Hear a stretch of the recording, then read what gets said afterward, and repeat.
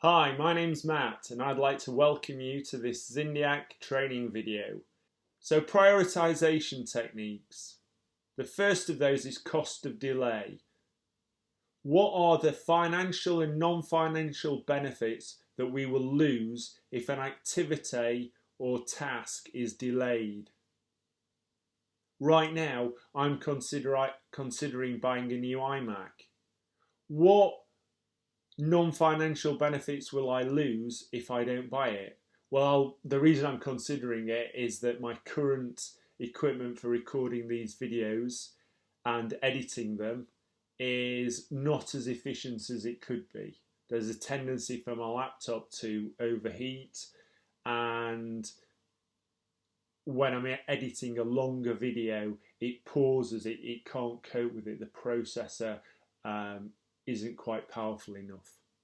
So I'm less efficient and effective than I could be if I had a more powerful machine. That's why I'm looking to buy one. So that's certainly a non-financial benefit loss. But I obviously have to balance that against the cost of buying an upgraded machine and the income, I think, the extra income I think it might generate if I do. It can be applied to decision making at various levels. So I've just given you one example there.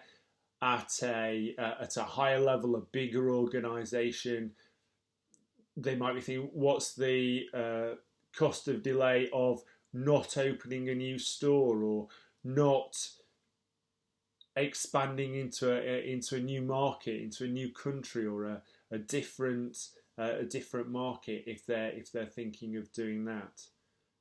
At the bottom level, it's just basic prioritization of your day-to-day tasks, really.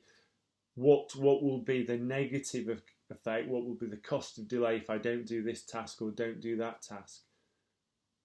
So to a certain extent, the reason I'm recording this video right now is because I decided the cost of delay of doing that was greater than the cost of delay of the several other tasks that are on my to-do list right now. It's particularly useful technique in high velocity IT environments, because in high velocity IT environments we are likely to have a product backlog or a task activity backlog with many things to do, as I have, big long to-do list, and you have to prioritize them.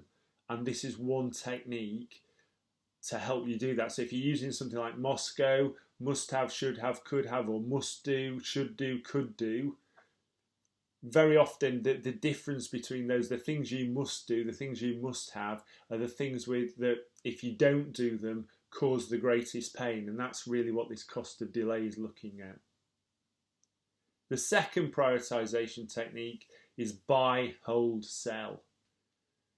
Buy, invest in improving or extending the product. So do we invest? Do we make an investment in improving the service, improving the product? Or do we hold? Do we just say, no, actually, it's a shrinking market, or the product's good enough, we just want to sell more of it and maintain it, but as little as possible that's justified, and we're in a phase of trying to increase profit, maybe sell more. Or sell, invest in retiring, reducing, or replacing the product. So it's moving out and moving into doing something else. So again, this is really a categorization technique. We've got three categories: buy, hold, sell, and for any activity or any product or any service, we're putting them in one of those three categories, and whichever category we put it in indicates a different action.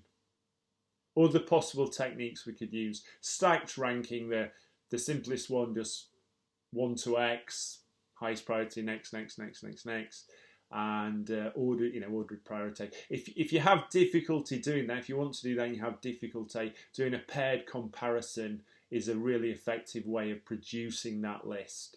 So simply 2 at a time, A or B, which is more important, A or C, A or D, A or E, and then B or C, B or D, B or E, and go through that, and then you can produce your stacked ranking.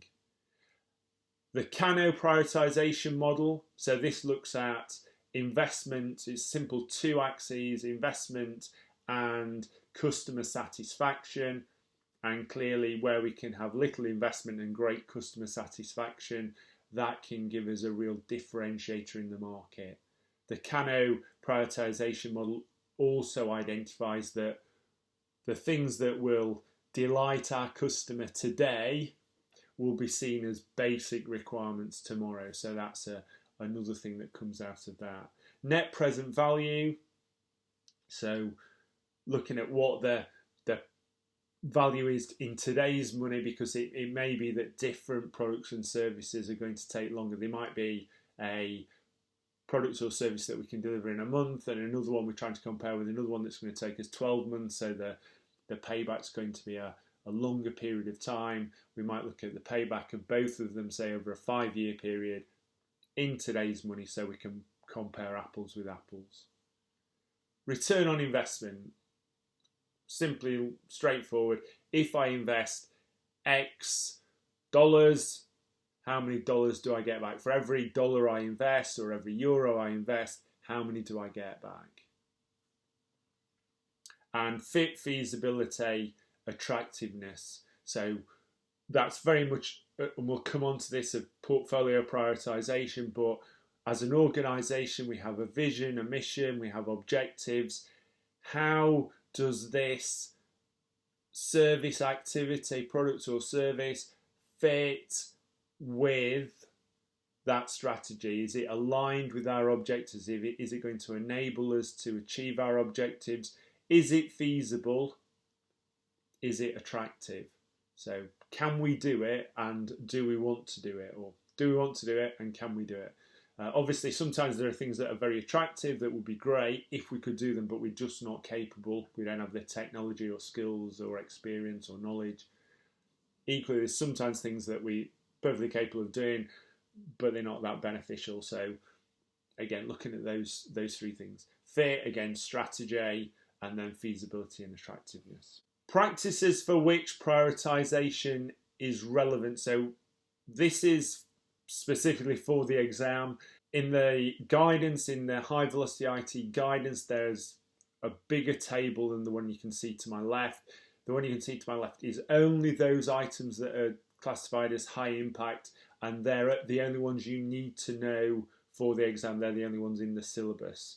And you can see I've highlighted portfolio management because portfolio management is highlighted in the syllabus and you need to know it in more detail. So the others you kind of need to be aware of, but portfolio management, you need to know what we're using it for, and we will talk about that in more detail later to make sure you are prepared for the exam. So do keep watching for that information. Continually prioritizing service offerings based on value, incorporating the cost of delay.